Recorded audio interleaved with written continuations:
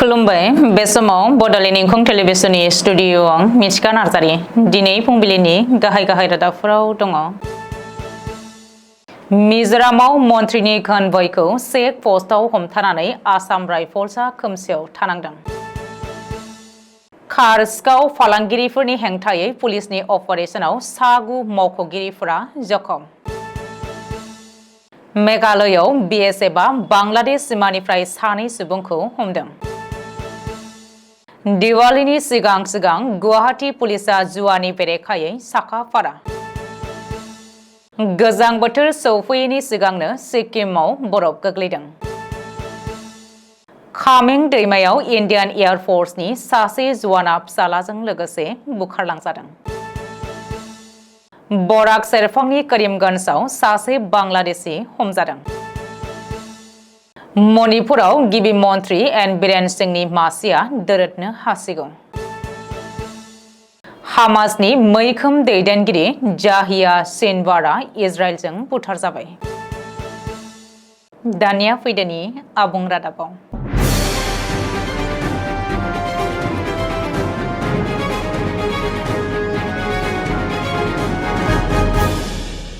आसाम राइफल्सनि जवानफोरा मिजोरामनि मोब्लिब बिफाननि मन्थ्रि एब र'दिंलियानानि कनभयखौ गले गले दोंसे लामायावनो खेबनै गोजो हमथानानै सार्च खालामखांनायनि उनाव खोमसियाव थानांदों। मोब्लिब बिफाननि मन्थ्रि एब र'दिंलियानाया दुखु आरो रागाजों मिजोरामाव जेसेबां आसाम राइफल्सनि केम्प दङ गासैनोबो मोब्लिब लाइनखौ दानजोबहोदों। जाहोनाव 2 एबा 48 घन्टासिमहालागै आसाम राइफल्सआ खोमसियाव थानो गोनां जादों आरो मिजोराम सोरखारनाव गावसोरनि मावफ्रांनाय गोरोन्थिनि थाखाय निमाहा बिदों। सुलुङाव फोरमायथिनाय बायदिब्ला मन्थ्रि एब र'दिंलियाना गावनि एसेम्बलि बियाब लेथोंनिफ्राय आइजल फारसे थांनाय बृहस्पतिबारखालि फैगासिनो थानाय समाव सिलिं आरो जैमाबागाव दाबनै गोजौ जायगायाव आसाम राइफल्सनि जवानफोरा कनभयखौ हमथानानै गोबाव सम लाखिदोंमोन आरो आसाम राइफल्सनि सासे जवाना जौ फेनानै गाज्रि आखु बाहायदोंमोन। बेनिनो खिथेर होखारनो मन्थ्रि एब र'दिंलियाना आसाम राइफल्सनि मोब्लिब फोनांजाबनायखौ दानहोदोंमोन। गुवाहाटी नोगोरमानि कानखा ओनसोलनि साखाथियाव हादोर गेजेरारि कार सिखाव फालांगिरिफोरनि मोनसे हान्जाखौ हमनो नाजानायाव हाथिगाव पुलिस थानानि सा9 पुलिस जवानफोरनि जोखोम जानाय जाथाया सोराङाव फैदों। जोखोम जानाय मावख'गिरिफोरखौ फारियै नबुर आली 52 बोसोर, कृष्ण साथी गगৈ 43 बोसोर, अख्तर आली 33 बोसोर, रौशन आली 42 बोसोर, सुसी कलिता 58 बोसोर, दीपांकर दास 25 बोसोर, कुलदीप मजुमदार 25 बोसोर, ध्रुवज्योति शर्मा 35 बोसोर आरो नायक रंखाल होननानै मिथिहोदों। रिपर्ट बायदिब्ला नसुं हादर बांलादेशआव फाननो थाखाय 7 कार सिखाव फालांगिरिफोरनि हान्जाया खावनाय कारफोरखौ लायनो मेघालयनिफ्राय गुवाहाटीसिम दावबायदोंमोन होननानै सुलुङाव फोरमायदों। मख'नो गोनांदि इन्टेलिजेन्सनि सायाव बिथा खालामनानै पुलिसआ कानखानि साखाथियाव मोनसे अपारेशन खालामदोंमोन। बे समावनो सिखाव आरो पुलिसनि गेजेराव गिदिर दावराव-दावसि सोमजिदोंमोन आरो मावख'गिरिफोरखौ पुलिसनि लावथिजों गाग्लोबनाय जादोंमोन। मख'नो गोनांदि बे जाथायाव कार सिखाव फालांगिरिफोरा पुलिसनि गारिखौ खहा खालामखांनायनि उनाव खारखुमानो नाजादोंमोन आरो गंसे गावारि कारखौबो नोजोर होनाय जादोंमोन होननानै मिथिनो हादों।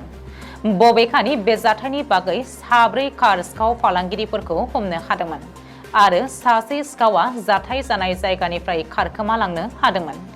हमजानाय सिखाव फालांगिरिफोरनि सिनायथिखौ सनापुरनि धनज्योति दलय आरो हिरक ज्योति, गवालपारानि समिरन दास आरो 13 माइलनि अनवार होननानै मिथिनो होदों। मख'नो गोनांदि जोखोम जानाय गासैबो पुलिस जवानफोरखौ फुंनि 1:25 रिंगासोआव फाहामथायनि थाखाय गुवाहाटी मेडिकेल कलेज हस्पिटालाव दैथायहरनाय जादों होननानै सुलुङाव फोरमायदों।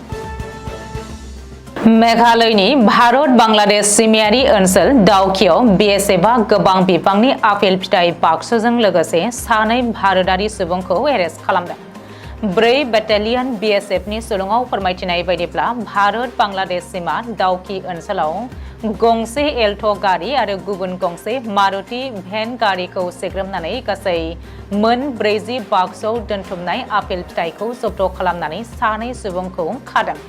मानो होनोब्ला बिसोरो बै आपेलखौ दावखि सिमाजों बांलादेशआव दैथायहरनोसो नाजादोंमोन होननानै मिथिहोदों BSFआ। उननि समाव गासैबो हमनानै मोननाय गारि, आपेल आरो सानै सुबुंखौ BSFआ कास्टमनि आखायाव गथायनाय जायो होननानै फोरमायबावदों। 31 अक्ट'बर आरो 1 नभेम्बराव सोरांनि फोरबो दिवालीखौ फालिनायाव गुवाहाटीनि सुबुंफोरा गोबां जेंनाफोरजों मोगा-मोगि जानांनो हागौ होननानै सुलुङाव मिथिहोदों। मख'नो गोनांदि पुलिसआ जुवा गेलेनाय आरो बेरफ्रुग्रा बेसादफोरनि बेरेखायै हाबाफारि जागायनो साखा-फारा जागासिनो दङ होननानै मिथिनो हादों। सुलुङाव फोरमायथिनाय बायदिब्ला जिल्ला खुंथाया गुवाहाटी आरो बेनि खाथि-खाला पाटाका बमा फाननाय आरो बेरहोनायनि बेलायाव गोबां होबथानायनि बिथांखिफोर लागासिनो दङ। मख'नो गोनांदि थांनाय बोसोरनि बायदि हरनि 8 रिंगानिफ्राय 10 रिंगानि गेजेराव पाटाका बेफ्रुग्रा गावनायनि थाखाय मोनसे थि सम खोन्दो फोसावनाय जागोन। बेखौबो मख'नो नांगोनदि थि सम स्लटनि अनगा गोजौ डेसिबेलनि बेफ्रुग्रा बेसादफोरनि सायाव आबुङै होबथानो हागौ होननानै मिथिनो होदों। बेनि बागै गुवाहाटी पुलिस कमिशनारआ मोनसे मावख'आरि बिथोननि गेजेरजों फोसावगोन होननानै सुलुङाव फोरमायदों। मख'नो गोनांदि दिवालीनि समाव देहा फाहामसालिफोरनि खाथि-खालाखौ 24 घन्टा नोजोर होनाय जागोन जाहाथे इनडोर बेरामिफोरा जेबो असुबिदा जाया। गोजौ डेसिबेल पाटाकाफोरनि थाद'नाय गैयै बेफ्रुनायनिफ्राय ओंखारनाय सोदोबफोरा गोबां समावनो देहा फाहामसालिफोराव बेरामिफोरखौ असुबिदा खालामो। बेनिखायनो थागिरि सुबुंफोरखौ जेराव देहा फाहामसालिफोर दङ सांग्रां जानो थाखाय खावलायदों। सिक्किमनि सानजा बाहागोआव गोजां बोथोर सौफैयैनि सिगांनो गिबि खेब बरफ गोग्लैदों। सिक्किमनि सांगु भेलियाव शुक्रबार आरो सनिबारखालि बरफ गोग्लैनायाव जायगानि थागिबिफोरा रंजाखांनाय मोन्दों होननानै फोरमायदों। अदेबानि बेनि सिगाङाव थांनाय 29 सेप्तेम्बर खालि सिक्किमनि सा बाहागो थांगुआव गिबि खेब अखा हानायजों लोगोसेनो बरफ गोग्लैजेनदोंमोन। थांनाय फैनाय हान्था मेलायाव जाहाथे जेबो उसुबिदा जाया बेखौ नोजोर बोनानै आथिखालाव बर्डार रोड अर्गानाइजेशन एबा BROआ गोख्रैनो लामानि बरफफोरखौ बुलडोजार आरो क्रेननि जोहै फोसाबगासिनो दङ होननानै फोरमायथिदों। अरुणाचल प्रदेशआव कामिं दैमानि बिखायाव इन्डियान एयार फर्सनि सासे जवाना गावनि फिसाज्लाजों लोगोसे बुसोम जानानै गोमानानै दङ। सुलुङाव फोरमायथिनाय बायदिब्ला इन्डियान एयार फर्सनि हाविलदार बापी क'सआ गावनि 14 बोसोर बैसोनि फिसाज्लाखौ अरुणाचल प्रदेशनि फालुकफुंआव कामिं दैमायाव दुगैहैनाय फिसाज्लाखौ रैखा खालामनो थांनानै गावबो दैनि दाहारजों बुसोमलांजादों। आथिखालाव सानैनिबो गोथै सहखौ नागिरनानै मोनथ'नाय जायाखै होननानै मिथिनो होदों। आथिखालाव NDRF आरो SDRF जवानफोरा बिसोरनि गोथै सहखौ नागिरगासिनो दङ। हाविलदार बापी क'सआ गावनि बिसि आरो फिसाज्लाखौ लानानै सालनिबारि एयारफोर्स स्टेशननिफ्राय फेमिलि ट्रिपआव फालुकफुंआव दावबायहैदोंमोन होननानै एयारफोर्सनि सुलुङाव फोरमायदों। बराक सेरफांनि करीमगंज जिल्लायाव बर्डार पुलिसआ सासे बांलादेशीखौ हमदों। बांलादेशनि नोगोरारिखौ मोहम्मद आरिफ होननानै सिनायथि होदों पुलिसआ हमजानाय सुबुंनि मुंखौ।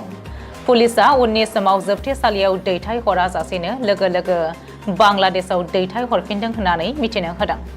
मख'नो गोनांदि भारत आरो बांलादेशनि हादरनाङारि सीमा ओनसोल करीमगंजआव पुलिसआ गोबां खेब बांलादेशी सुबुंखौ हमखांबायमोन।